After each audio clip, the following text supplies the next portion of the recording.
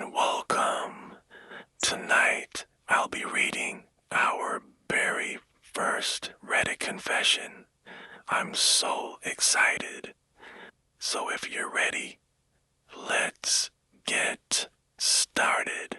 I discovered my best friend of 15 years had been sleeping with every guy I dated, including my fiancé.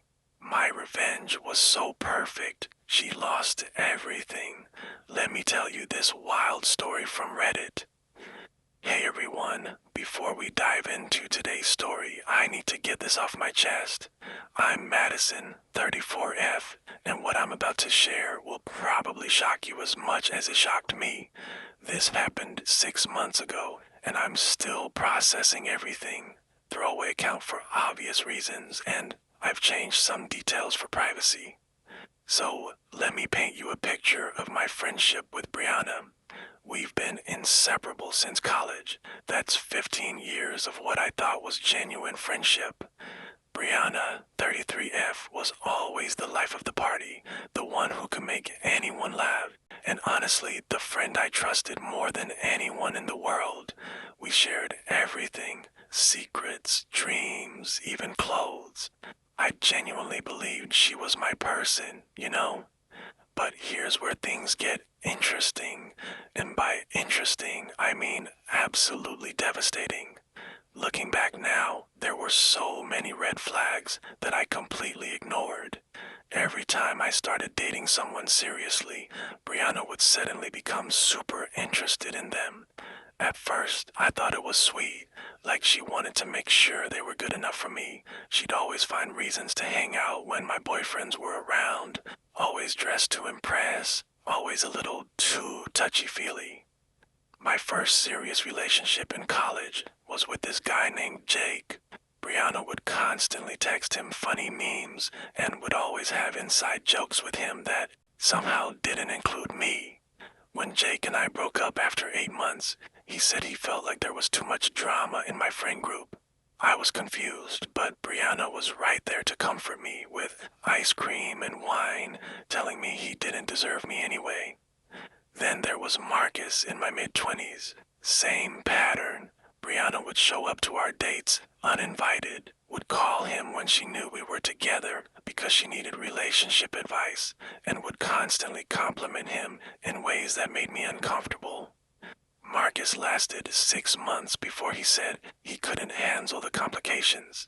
Again, Brianna was there with a shoulder to cry on. This pattern continued with David, then with Chris, then with Alex. 5 serious relationships, all ending with some variation of your friend makes things complicated, or there's too much drama. And every single time, Brianna would console me, tell me these guys weren't worthy of me, and suggest we have a girls' night to forget about them. I started thinking maybe I was the problem. Maybe I was attracted to guys who couldn't handle my friendships. Maybe I was just unlucky in love.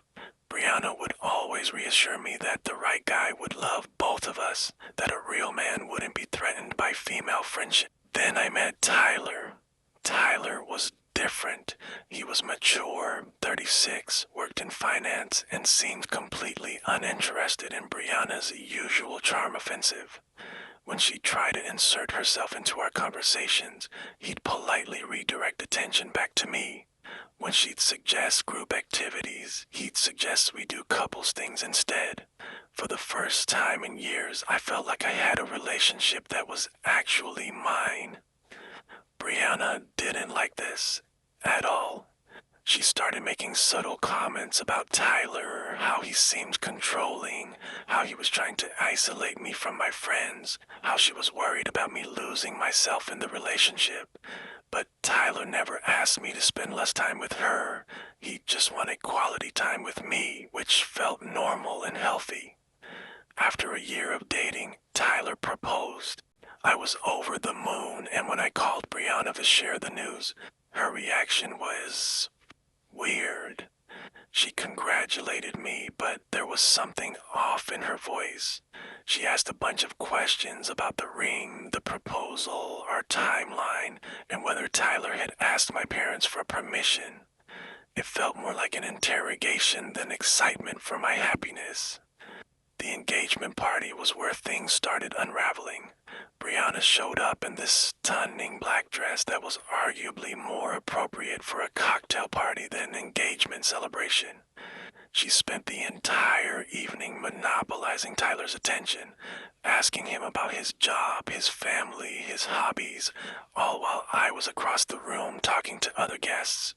Every time I looked over, she was touching his arm, laughing at everything he said, and he looked increasingly uncomfortable. That night, Tyler mentioned that Brianna had been texting him. About what? I asked, and he showed me his phone. Messages about wedding planning, asking if he needed help with bachelor party ideas, sending him articles about honeymoon destinations. It was weird, but I convinced myself she was just being enthusiastic about our wedding. But then the texts got more frequent and more personal. Tyler started showing me everything. Messages asking about his ex-girlfriend, his relationship history, whether he'd ever cheated. Then came the really inappropriate ones. Messages sent late at night asking if he was happy, if he ever wondered about the road not taken, if he thought soulmates were real. I confronted Brianna about it and she played it off as caring about my happiness.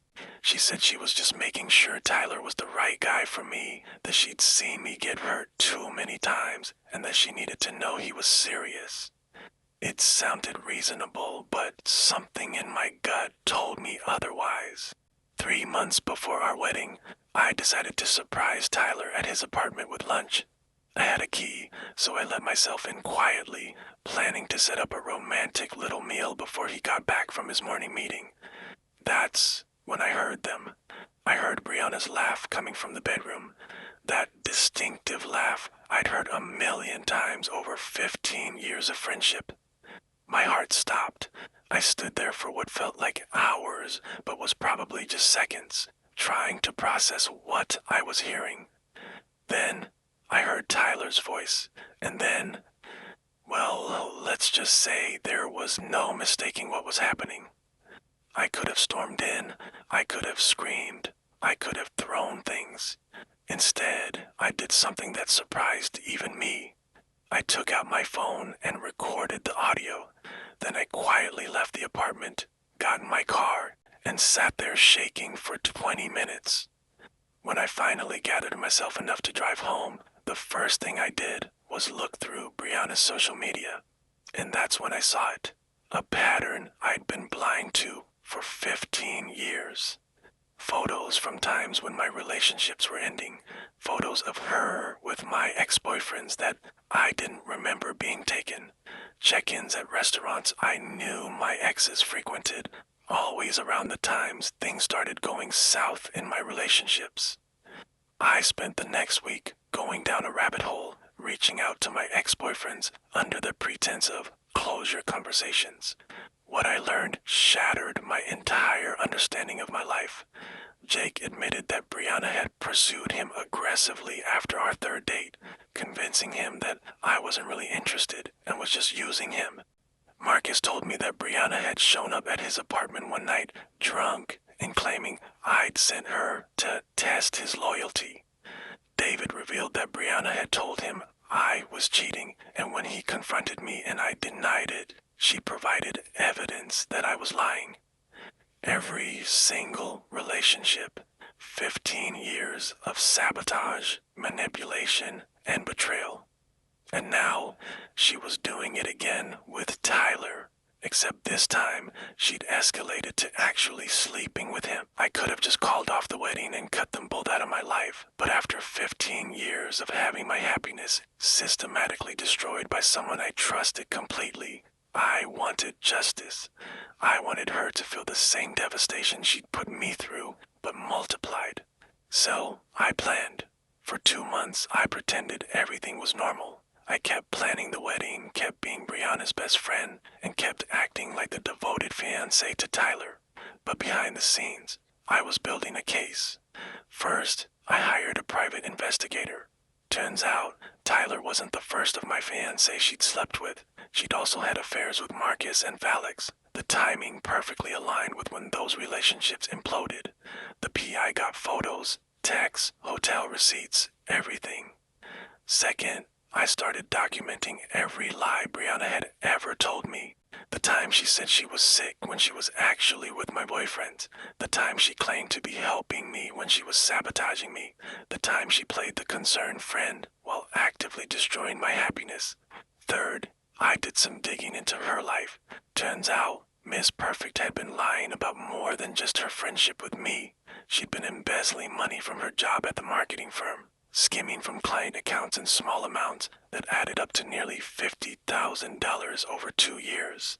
Fourth, I discovered she'd been lying to her family about her job success, her salary, and her relationship status. She'd been borrowing money from her parents and siblings under false pretenses, claiming she was investing in property when she was actually funding her lifestyle of designer clothes and expensive dinners with my boyfriends. But the piece to resistance, I found out about her secret OnlyFans account where she'd been selling intimate content, including photos and videos taken in my apartment when I wasn't home, using my furniture and even some of my clothes as props. So, 3 weeks before the wedding, I executed my plan. I scheduled a surprise dinner for Tyler, Brianna, and myself at Tyler's favorite restaurant. I told him I wanted to celebrate our friendship and my upcoming marriage with the two most important people in my life. During dinner, I gave a toast. I thanked Brianna for being such a devoted friend, for always being there when my relationships ended, for always knowing exactly what to say to make me feel better. I thanked Tyler for being the most honest, faithful man I'd ever met. Then I pulled out a tablet and started a slideshow. I thought we could look at some memories, I said, and began showing photos of Brianna with each of my ex-boyfriends. The hotel check-ins, the romantic dinners, the intimate photos the PI had captured. The look on their bold faces was priceless. But I wasn't done. I pulled out printed copies of text messages, bank statements, and screenshots from her OnlyFans account. I laid it all out on the table like evidence in a courtroom. Brianna, I said, my voice steady despite my racing heart, I want to thank you for teaching me what friendship isn't. And Tyler, thank you for showing me what I almost settled for. I stood up, left money from my portion of the dinner, and walked out. But the real revenge was just beginning. The next morning, I sent all the evidence of Brianna's embezzlement to her boss. By noon, she was fired and facing criminal charges. I sent screenshots of her lies about money to her entire family, along with evidence of how she'd been scamming them. I posted the evidence of her OnlyFans account, minus the actual content, just to prove it existed, on her social media, tagging her parents, her church, and her professional contacts. I sent the evidence of all her affairs to the wives and girlfriends of the men she'd been involved with. And Tyler, I forwarded all his messages with Brianna to his boss, his mother, and his ex-wife who he was trying to reconcile with for custody of his kids.